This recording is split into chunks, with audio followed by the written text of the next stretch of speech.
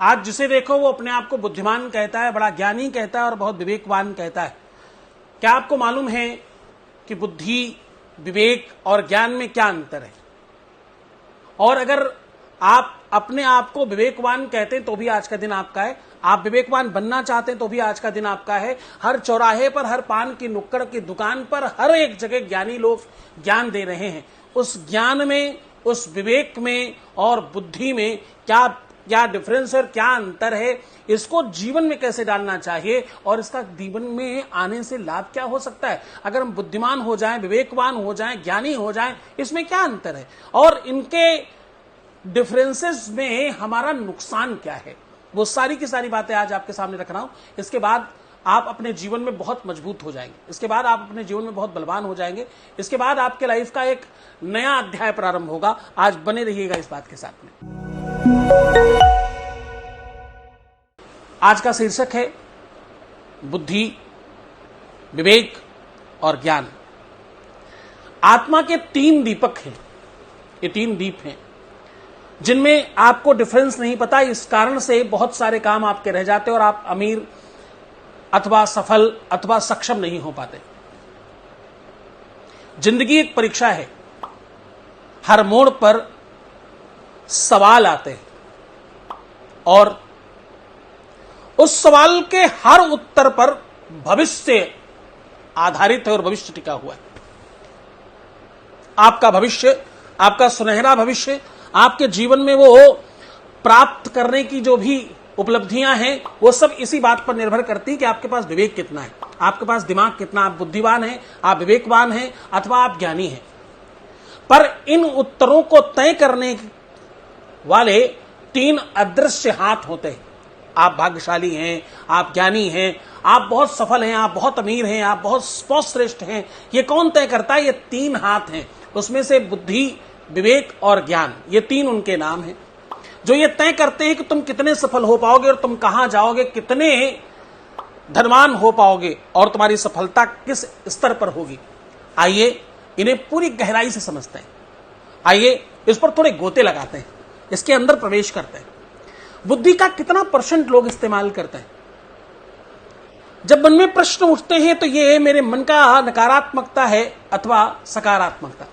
और एक बात और, ओवर थिंकिंग क्या होती है? जब दुनिया के सबसे ज्यादा बुद्धिमान लोगों ने कुछ % यूज किया तो ओवर थिंकिंग कैसे हुई? पहले नंबर पे बुद्धि, जो तर्क करती है, तुलनाएं करती है और निर्णय देती है। ये क्या है? ये बुद्धि है। बुद्धि, तर्क और निर्णय, तुलना, ये उसका स्वभाव है। बुद्धिर्यस्य बलम तस्य निर्बुद्धेर बलहीनता। जिसकी बुद्धि है उसका बल है, जिसकी बुद्धि नहीं है वह निर्बल कहलाता है। बुद्धिमानों का जहान है। मेहनत करने वाला 500-700 पाता है, थोड़ा बुद्धिमान हो गया, मिस्त्री बन गया तो वह 1000-1500 भी पाता है, और बुद्धिमान इंजीनियर हो गया तो और ज्यादा पाता है। यह बिल्कुल उसी तरीके से बुद्धि वह कंप्यूटर है जो सब जोड़ घटाव आपस में स्वयं कर लेता है। लाभ, हानि, जल्दी, देरी, ये सब सोचने की जहां क्षमता है उसका नाम बुद्धि है। जहां तुम सारा संग्रह करते हो उसका नाम बुद्धि है। लेकिन यह केवल बुद्धि का इतना ही स्वभाव नहीं है। क्या उचित है और क्या अनुचित है यहां तक ही सीमित नहीं है। क्या सत्य है, क्या नहीं, ये सब भी सोचने की जहां क्षमता है उसको बुद्धि कहते हैं। सत्य, असत्य, अच्छा, बुरा, खराब, ये बेहतर, ये नहीं अच्छा, ये सब चिंतन आपका अपना है। आप सोचते सबकी हो पर करते अपने मन की हो। मन को इंग्लिश में माइंड ही कहते हैं। हाँ, चौराहे पर खड़ा व्यक्ति मानो ये सोच रहा हो, इस रास्ते जाऊं तो जल्दी पहुंच जाऊंगा, पर ट्रैफिक भी तो हो सकता है। हाँ? दूसरे रास्ते में देरी है पर वहां ट्रैफिक नहीं मिलेगा, उधर शांति है।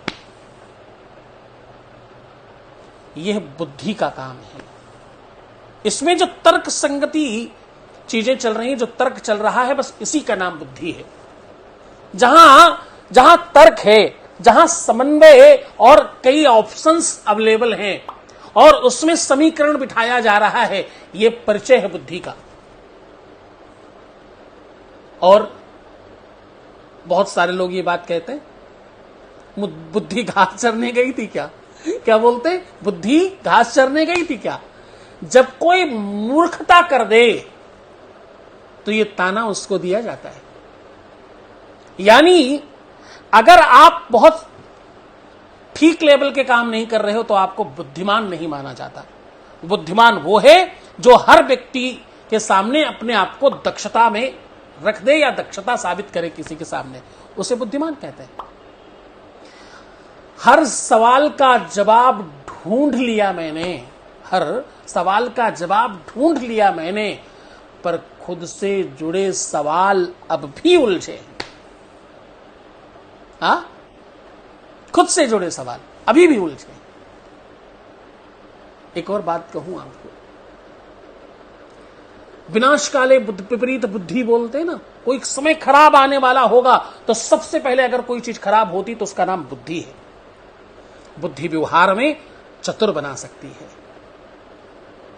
लेकिन अगर आप बाकियों से तुलना करें तो विवेक के बिना वह अवसर धूर्तता अथवा लोमड़ी वाली चतुरता कहलाती है। बुद्धि में जब विवेक का संयम लगता है तो बुद्धि विवेकी कहलाती है। क्या कहलाती? ये बुद्धि का दूसरा सोपान है। अब हम दूसरी तरफ चल रहे हैं, बहुत गौर से सुनिएगा। आपके अपने विवेक के कुछ 0% ही आप इस्तेमाल करते हैं, 1% भी नहीं, इसलिए बहुत गौर से सुनना। विवेक जो भीतर की आवाज है, धर्म और अधर्म में अंतर बताती है और जो पूरा समन्वय बनाकर रखती है, जो पूरा परस्पर आपको संभाल कर रखती है। विवेकः परमं ज्ञानम धर्मा धर्म विवेचनम। विवेक ही परम ज्ञान है जो धर्म और अधर्म में भेद बताता है, जो धर्म और अधर्म में अंतर बताता है, जो आपको यह सिखाता है कि क्या सही है, क्या गलत है, क्या उचित है, क्या अनुचित है, क्या करना चाहिए, क्या नहीं करना चाहिए। वो व्यवस्था, वो ताकत का नाम विवेक है। विवेक वह शक्ति है जो सिर्फ पूछती है। ध्यान से सुनिएगा, आपका ध्यान जितना एकाग्र रहेगा आप उतना समझ पाएंगे। विवेक वो शक्ति है जो सिर्फ पूछती है यह सही है या गलत, चाहे कितना भी फायदा हो। विवेक कहता ही है आपको, कितना ही लाभ मिल रहा हो, विवेक कहता ही है यह अधर्म है, मत करो। जो अंदर की वो आवाज है ना, जब तुम्हें रोकती है गलत काम करने से, बस उसी का नाम विवेक है। बुद्धि कहती है झूठ बोल दो, काम बन जाएगा। क्या कुछ भी अगड़म बगड़म कर दो, काम हो जाना चाहिए, यहां काम बनता दिखाई पड़ता है। पर विवेक कहता है सच के बिना आत्मा चैन से नहीं सो सकेगी, मत करो, ये उचित नहीं है, ये अनुचित है। ये वो मार्ग है जो तुम्हें पतन की ओर लेकर के जाएगा, ये वो मार्ग है जहां से तुम अपने को और नीचे गिरा दोगे, ये उचित नहीं है। उचित और अनुचित में जो भेद करती है उसका नाम ही तो विवेक की शक्ति है। जगा तो विवेक, नहीं तो भीड़ का एक चेहरा। जगा तो विवेक, नहीं तो भीड़ का एक चेहरा। तुम भी उस भेड़ चाल में चल पड़े, तुम भी वो सामान्य लोगों में हो गए, फिर तुम्हें बुद्धिमान के ऊपर विवेकी नहीं कहा जाएगा। फिर तुम्हारा नाम भी कोई विवेक रखते हुए बहुत शौर्यवान नहीं महसूस करेगा। जहां जमीर जागे, जहां जमीर जागे वहीं से रोशन या रोशनी फूटती है, वरना आदमी नहीं, केवल भीड़ भाड़ का एक चेहरा, एक सूरत दिखती है। जीवन में ध्यान रखना, विवेक वो जागृति का नाम है। जो बुद्धि पर अंकुश लगाकर आपको बिल्कुल संयमित बनाती है। राम जी को वनवास मिला, आप जानते हैं, बुद्धि कहती है न्याय नहीं है, विरोध करती है, ये गलत है। आज आपके साथ आपके पिता ऐसा करें तो आप विरोध करेंगे, क्योंकि आप पहले बुद्धि इस्तेमाल करते हैं। पर विवेक कहता है पिता की आज्ञा पालन करने में ही धर्म है।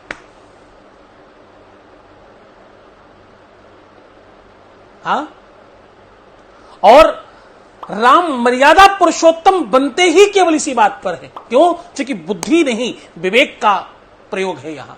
रामायण क्यों सुने? रामायण इसलिए सुने क्योंकि वो आपको बुद्धिमान से विवेकी बनाती है।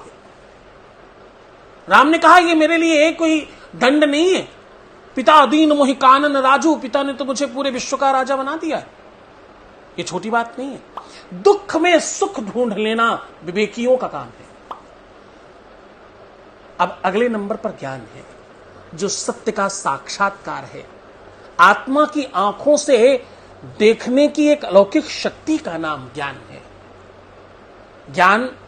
ज्ञान आपको उस परम तत्व तक पहुंचाता है, उस अवस्था तक आपको पहुंचा देता है जहां के बाद आप जन सामान्य के लिए भी एक मिसाल होते हैं।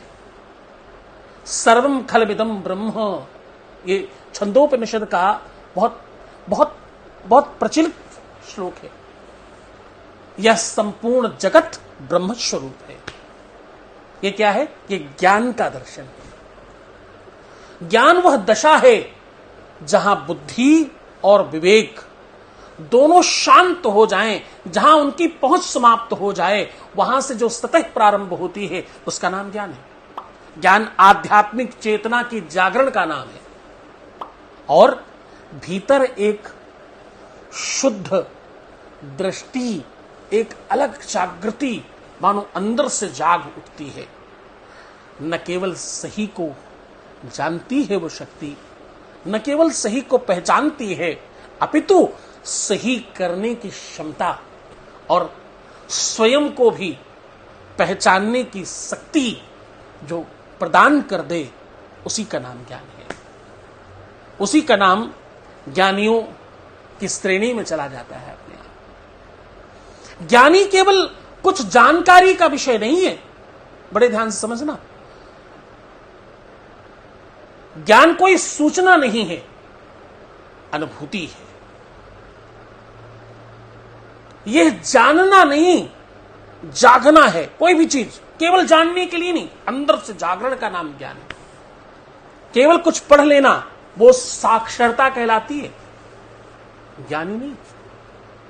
साक्षर होना, बुद्धिमान होना, विवेकी होना और ज्ञानी होना, ये सब अलग अलग सोपान हैं, अलग अलग सीढ़ियां हैं। वो इल्म क्या जो खुद से ही न मिलता, वो इल्म ही क्या जो खुद से न मिलवा सके, वो रोशनी ही क्या जो तन्हाइयों में प्रकाश न ला सके, जो तन्हाइयों में जल न सके। हा? यहां पर मुझे एक बहुत महत्वपूर्ण कबीरदास जी की वाणी याद आती है। ज्ञान के सागर में जो डूबा, क्या? ज्ञान के सागर में जो डूबा वही पहुंचा पार रे, बाकी सब किनारे खड़े रहे, तर्क करे बेकार रे। हा? तर्क, बुद्धि, यहां तक कि विवेक भी आपको भवसागर संसारिक व्यवस्था नहीं, वो आत्मिक यात्रा पर चर्चा है, उसके पार ले जाती है। ज्ञान वह है, ज्ञान वह तत्व है जहां सब शांत हो जाए, सब तरह के अंधकार को प्रकाश में लाने वाला ज्ञान है। न में द्वेष रागौ, न में लोभ मोहो, और न दो नैव में नैव मात्सर्य भाव। ये ज्ञानाष्टकम में स्पष्ट लिखा है। मुझे न राग है, न द्वेष है, न लोभ है, न मोह है, मैं आत्मा हूं और मैं ज्ञानी हूं। मैं ज्ञान जानता हूं। जब आप ज्ञान में होते हो ना, तो अपने आप सहजता सामर्थ्य आ जाती है। नमन्ति फलिनो वृक्षाः नमन्ति गुणिनो जनाः शुष्क काष्ठानि मूर्खाश्च ना नमन्ति कदाचन। हाँ, झुकता कौन है? जिसमें बहुत ज्ञान आ जाता है। झुकता कौन है? जिसके मन मस्तिष्क में परम ज्ञान आ जाए, क्योंकि ज्ञान आपको अंदर से इतना प्रफुल्लित, इतना संपूर्ण कर देता है कि सब में आपको आनंद दिखाई पड़े। एक और बात बताऊं, ये सारा का सारा जो तारतम्य है, चाहे वो बुद्धि हो, चाहे वो विवेक हो, और चाहे अंतिम का ज्ञान हो, ये सब कुछ बताने का जो वास्तविक कारण है वो आपको बता रहा हूं। आप आजकल बच्चों को पढ़ाकर ज्ञानी बना रहे हो, अच्छा है। पढ़ाई बुद्धिमान नहीं, पढ़ाई विवेकी नहीं, ज्ञानी बनाने के लिए कर रहे हो तो अच्छा है। लेकिन अगर सिर्फ सही गलत का भेद ये नैतिकता के आधार पर होवे, आप सत्य मानिए, आपका बच्चा धनवान ही नहीं सर्वश्रेष्ठ होगा। आपका बच्चा नौकरी ही करे यह आवश्यक नहीं है। आपका बच्चा ज्ञानी हो गया, साक्षरता, जानकारी, नॉलेज, बुद्धिमत्ता, विवेकवानता, ये सब बहुत पीछे छूट जाते हैं जब आपका बच्चा ज्ञानी हो जाता है। यह आध्यात्मिक जागरण है। फिर वो नौकरी केवल नहीं करेगा, न जाने कितनों को नौकरी देगा, न जाने कितनों को जीविका प्रदान करना शुरू कर देगा। ये देश सोने की चिड़िया तब हो पाएगी जब आप बुद्धि विवेक से ऊपर उठकर ज्ञान की तरफ चलोगे। ज्ञान केवल किसी जानकारी का नाम, अनुभूति का नाम है। ये बुद्धि से संसार जीता जा सकता है, विवेक से आत्मा बचाई जा सकती है, पर ज्ञान से ब्रह्म को, ऊंचाइयों को, श्रेष्ठता को, सबलता को, सक्षमता को और समूचे विश्व पर राज्य करने का वो सामर्थ्य जुटाया जा सकता है।